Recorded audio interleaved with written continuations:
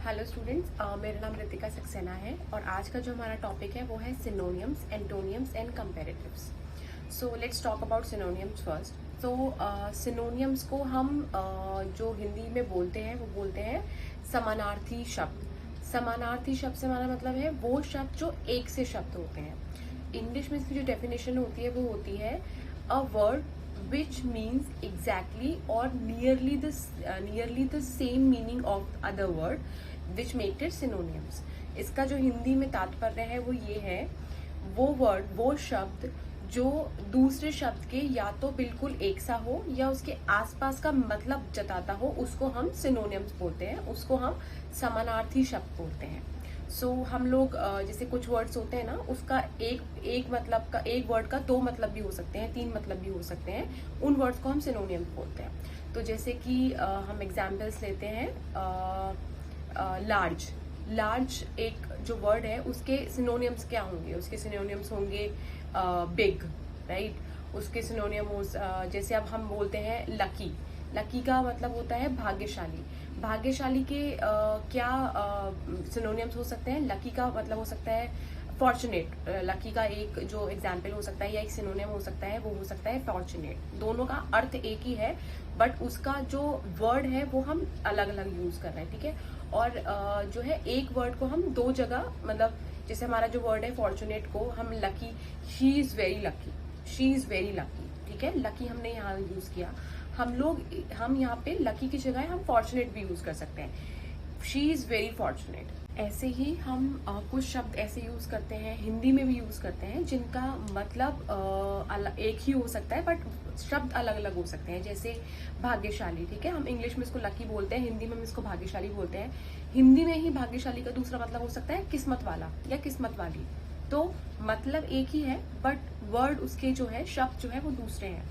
सो हम सिनोनियम्स के और एग्जाम्पल्स दे सकते हैं। सिनोनियम्स के हम देख सकते हैं हैप्पी का जो सिनोनियम हो सकता है वो होता है जॉयफुल, मतलब खुश मिजाज, दिस इज सेम थिंग। या जैसे difficult, hard, finish, and.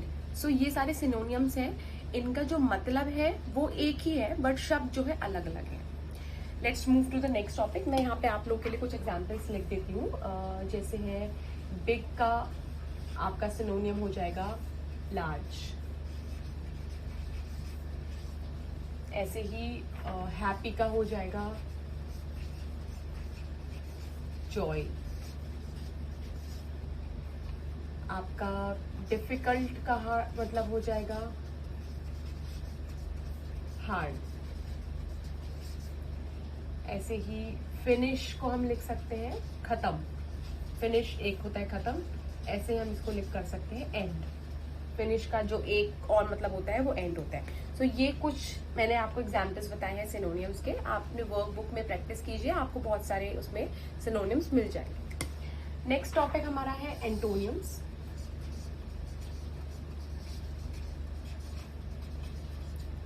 Synonyms का मतलब होता है, जैसे हमने डिस्कस किया, समानार्थी शब्द। एंटोनियम्स का मतलब होता है उसका बिल्कुल उल्टा, उसका उल्टे से हमारा मतलब है विलोम, विपरीत।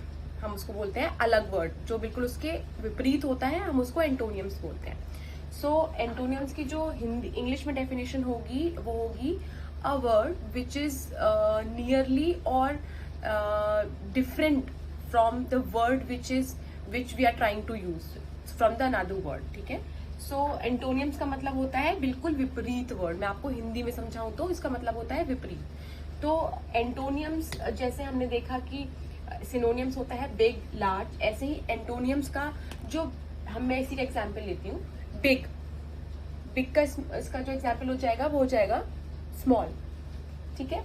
हैप्पी का हो जाएगा सॉरो, खुशी, दुखी, बड़ा, छोटा। डिफिकल्ट, मुश्किल, आसान, इजी। डिफिकल्ट का क्या हो जाएगा? इजी हो जाएगा।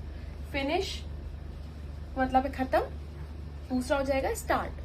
तो जैसे आपने देखा सिनोनियम्स का जो मतलब होता है वैसे ही सिमिलर अर्थ का दूसरा शब्द। एंटोनियम्स का मतलब होता है उसका बिल्कुल विपरीत। तो एंटोनियम्स को हम सिंपल, उसकी हिंदी जो होती है विपरीत शब्द या विलोम शब्द, तो हम बहुत आसानी से उसको मतलब समझा सकते हैं या समझ सकते हैं। एंटोनियम्स का मतलब होता है उसका बिल्कुल विपरीत वर्ड। तो मैं यहाँ पे आपको एग्जाम्पल दे देती हूँ, इसको ऐसे कर लेते हैं, दीज आर द सिनोनियम्स। यहाँ पे मैं इनके एंटोनियम्स लिख देती हूँ।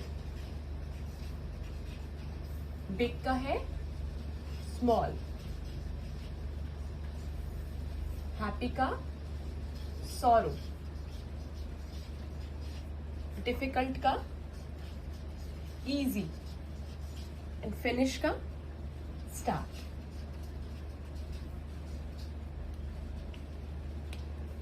सो ये एंटोनियम्स के आपके लिए कुछ एग्जाम्पल्स हैं। ऐसे ही बिग के कुछ और भी बहुत सारे हो सकते हैं। टाइनी, टाइनी का मतलब होता है छोटा, तो उसके और भी सिनोनियम हो सकते हैं। इसका जो है एंटोनियम्स हो सकते हैं, small, tiny, these are the antonyms word. विलोम शब्द, तो इनको हम सिनोनियम्स बोलेंगे, और ये आपके एंटोनियम्स है, इसी के examples. So guys let's move to the next topic. So हमारा जो अगला टॉपिक है वो है कंपैरेटिव्स।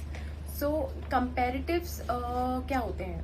कंपैरेटिव्स जैसे ही आपको शब्द से ही बहुत आसानी से पता चल जाएगा, वो शब्द जहाँ पे जो कंपैरिजन के बीच में यूज होते हैं, ठीक है। जब हम किसी चीज की तुलना किसी और चीज से करते हैं तब हम कंपैरेटिव्स एडजेक्टिव्स को यूज करते हैं। सो कंपैरेटिव्स को अगर मैं और आसान शब्दों में समझाती हूँ तो इंग्लिश के वो वर्ड हम तब, इंग्लिश में जो एडजेक्टिव्स होते हैं ये वो हम तब यूज करते हैं जब हम किसी चीज की तुलना करते हैं, तब हम उन एडजेक्टिव्स के यूज करते हैं, ठीक है।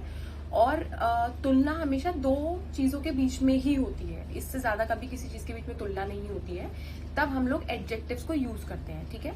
और मोस्टली जब हम लोग कंपैरेटिव्स को यूज करते हैं वहां पे देन लगता है, THAN, देन। वो THAN वाला जो देन है वो एक कंपैरेटिव है। जब हम दो शब्द के बीच में एक सेंटेंस में दो चीजों के बीच में तुलना करते हैं तब हम कंपैरेटिव्स को यूज करते हैं, ठीक है। सो जैसे मैं इसका आपको एग्जाम्पल दूंगी कंपैरेटिव्स का, she is taller than me, वो मुझसे लंबी है। तो यहाँ पे मैं क्या कर रही हूँ, उसकी और अपनी मैं हाइट की तुलना कर रही हूँ, ठीक है। तो she is taller than me, ठीक है। हर English is better than me, मैं यहाँ पे क्या कर रही हूँ, उसकी और अपनी इंग्लिश की तुलना कर रही हूँ, ठीक है।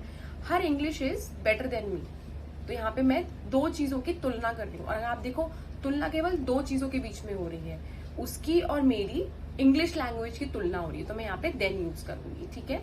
ऐसे ही कुछ एग्जाम्पल्स मैं आपको देना चाहूंगी, जैसे France is bigger country than Britain, ठीक है। फ्रांस ब्रिटेन से बड़ा कंट्री है, बड़ा देश है, तो हम यहाँ पे दो कंट्रीज की बात कर रहे हैं, वो कितने बड़े हैं, यहाँ पे हमने देन यूज किया। सो इसको और मैं आपको एक बार फिर से रिपीट कर देती हूँ, कंपैरेटिव्स क्या होते हैं। कंपैरेटिव्स को, एडजेक्टिव्स को हम तब यूज करते हैं जब हम किसी एक सेंटेंस में किसी चीज की तुलना करते हैं। तो कंपैरेटिव्स को हम हिंदी में, कंपेयर करने का मतलब होता है तुलना करना।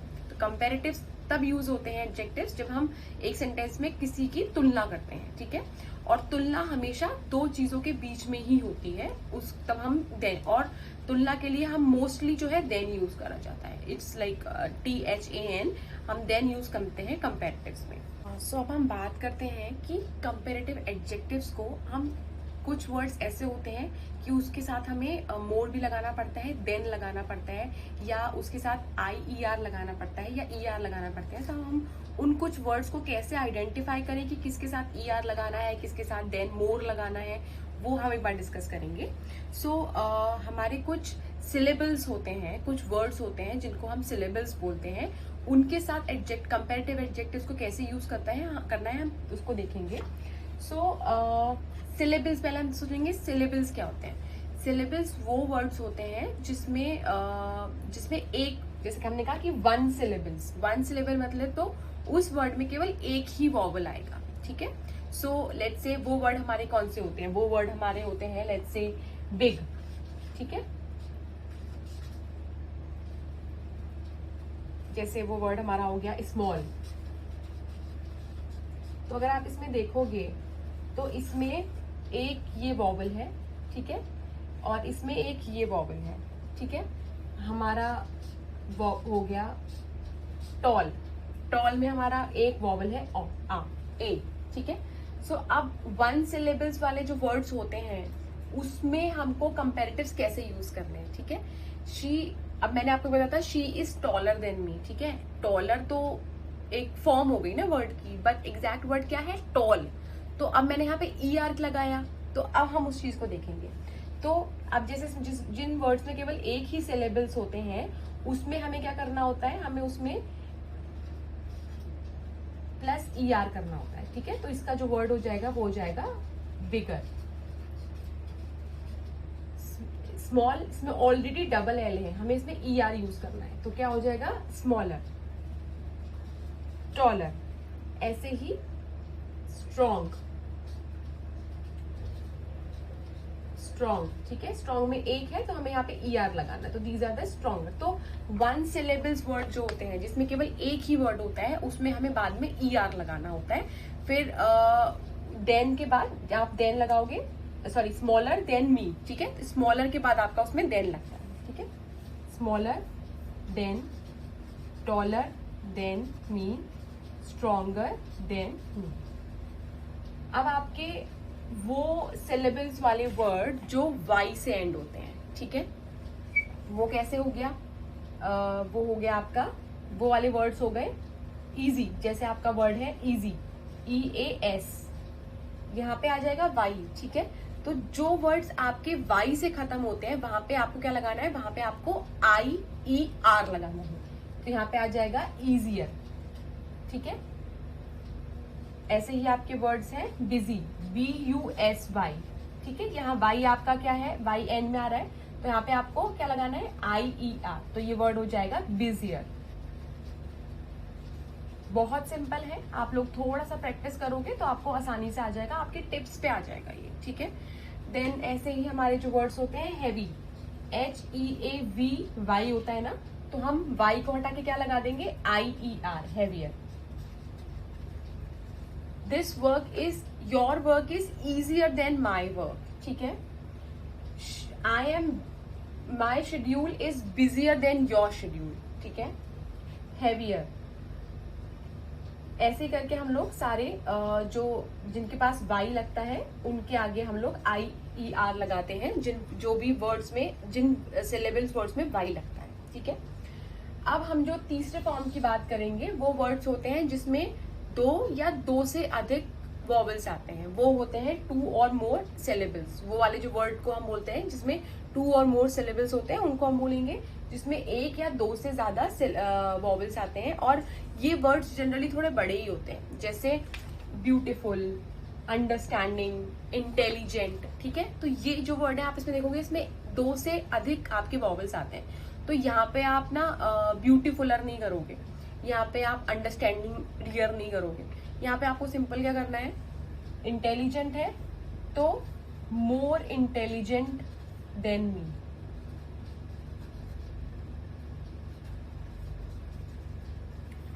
अंडरस्टैंडिंग, मोर अंडरस्टैंडिंग देन मी, ठीक है।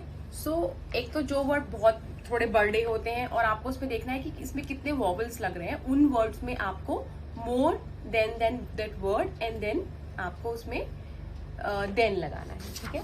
सो ये एक जो है बहुत इंपॉर्टेंट फॉर्म ऑफ एडजेक्टिव्स है, आपको कहाँ यूज करना है कंपैरेटिव्स। आप लोग अपनी वर्कबुक में देखिएगा, आपके जो इसमें सिलेबस है उसमें इसकी टेबल दी हुई है कि आपके कौन कौन से वर्ड्स के आगे कहाँ पे आपको ई आर लगाना है, कहाँ पे आपको आई ई आर लगाना है, कहाँ पे आपको मोर देन लगाना है, वो सब मिल जाएगा। And students this is very easy, अगर आप प्रैक्टिस करोगे इसको तो आपको आपके टिप्स पे आपको याद हो जाएगा। दिस इज नथिंग कि हम लोग इसको यूज नहीं करते, हम सब इसको बहुत ज्यादा यूज करते हैं अपनी डे टू डे लाइफ में। इट्स जस्ट दैट कि उसको प्रैक्टिस की जरूरत है, और जितनी प्रैक्टिस आप उसको अच्छे से करोगे आई एम श्योर आपको ये लोग इतना ही हेल्पफुल हो जाएगा। So on this note, I am finishing this topic, which was synonyms, antonyms and comparatives. So we'll meet again for the next session. All right, for now, take care. Goodbye.